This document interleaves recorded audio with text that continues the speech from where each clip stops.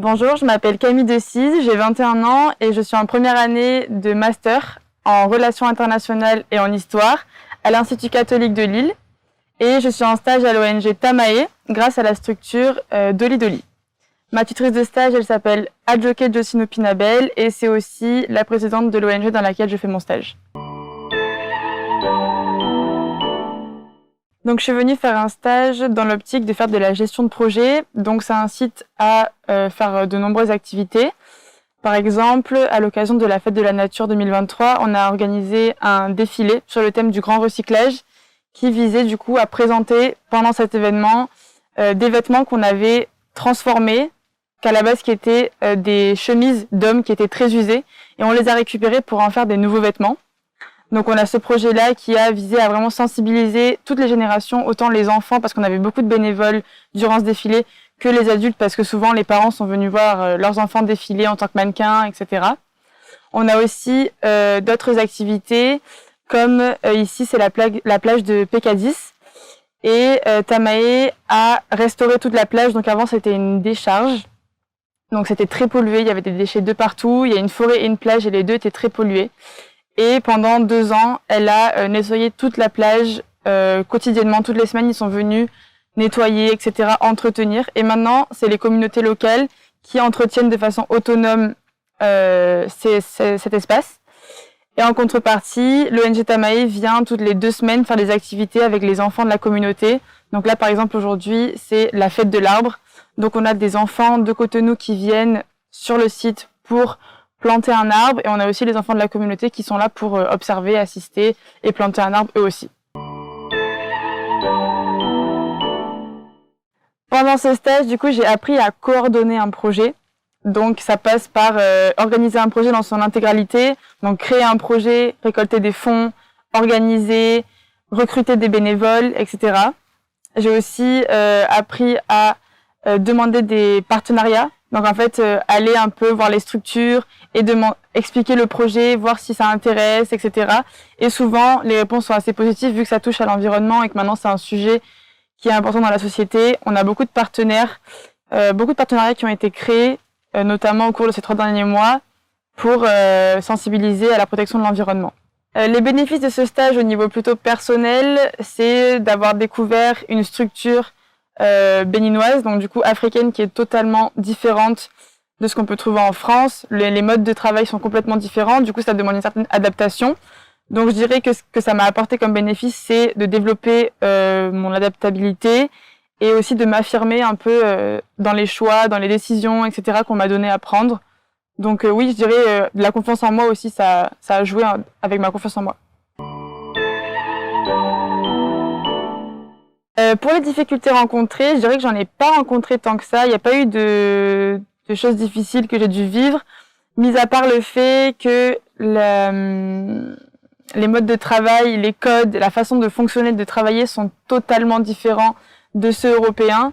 Et donc on est habitué à être dans un certain dynamisme, à être très efficace, etc. Alors que ici c'est beaucoup plus cool, on va beaucoup plus réfléchir, tourner le problème dans un peu tous les sens avant de prendre une décision.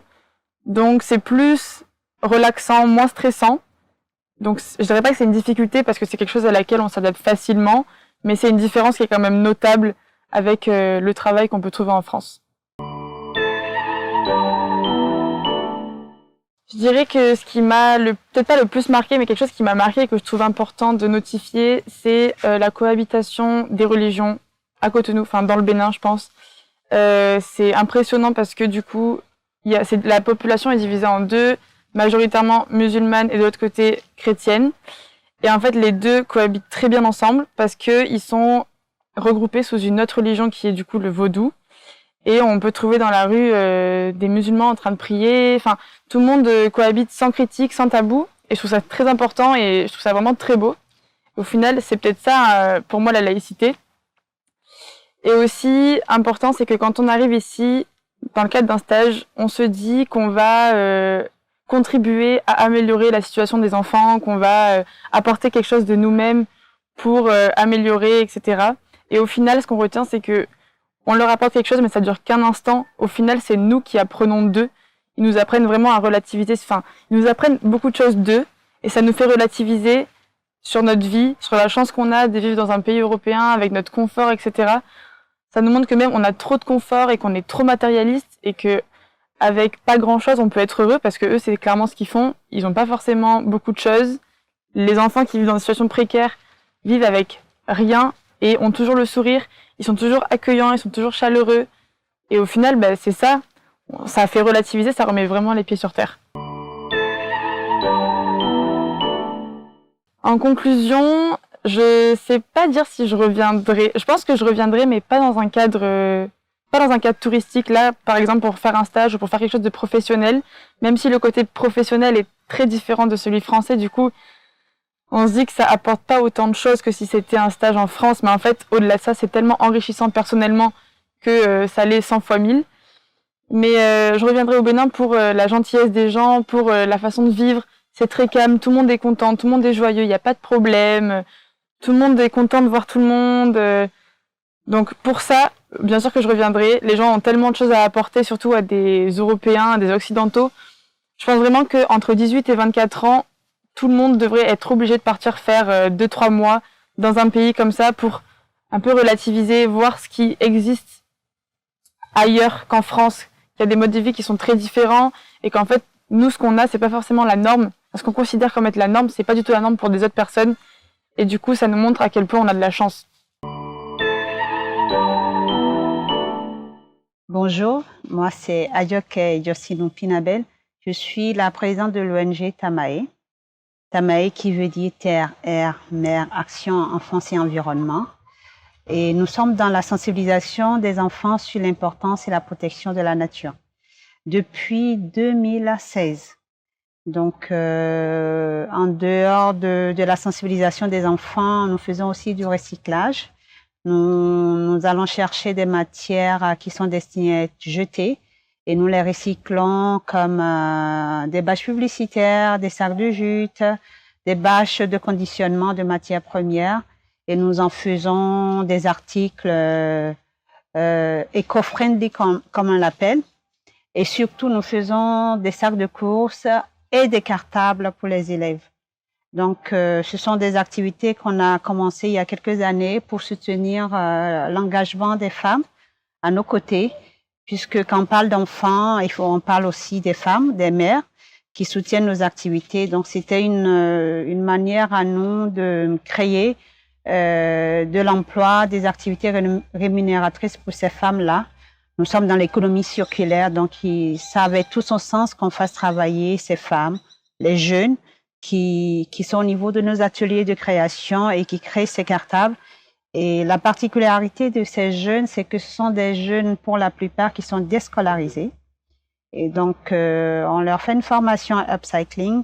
Aujourd'hui, nous avons un atelier qui compte 4 jeunes, dont 2 filles et 2 garçons.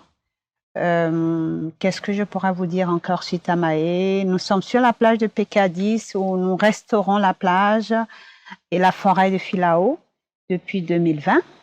Donc, c'est une action qu'on aimerait mener sur du long terme avec les enfants, beaucoup de bénévoles et la communauté qui est derrière. Et donc, c'est un site qui nous tient beaucoup à cœur. À Tamae, nous avons eu quelques stagiaires qui sont passés et ce sont des personnes qui nous ont été très utiles parce que elles étaient là pour soutenir des actions précises. Et sincèrement, à chaque fois, ça a été vraiment arrivé au bon moment où il y avait un départ d'un bénévole ou un départ de nos stagiaires localement. Donc, les stagiaires nous ont aidés. L'an dernier, nous avons une stagiaire qui a travaillé sur la fête de la nature. Ça s'est très bien passé. Je pense qu'elle en a gardé de bons souvenirs. Cette année, nous avons reçu Camille qui est là et qui a aussi travaillé sur la fête de la nature, mais cette fois-ci dans une autre version. Et je pense que ça a été très intéressant qu'elle découvre un peu l'univers de Tamae avec les enfants, avec la nature, avec le recyclage. On a fait un défilé de mode, donc ça a été une super grosse organisation avec beaucoup de monde autour. Et j'espère qu'elle a passé un bon moment. En tout cas, elle nous a été très utile dans les préparatifs de cet événement-là et qui a regroupé tous les domaines d'intervention de notre association.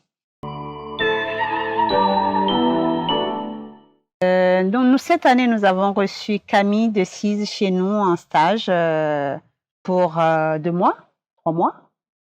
Et donc, je pense que ça a été une belle rencontre, une belle expérience avec elle.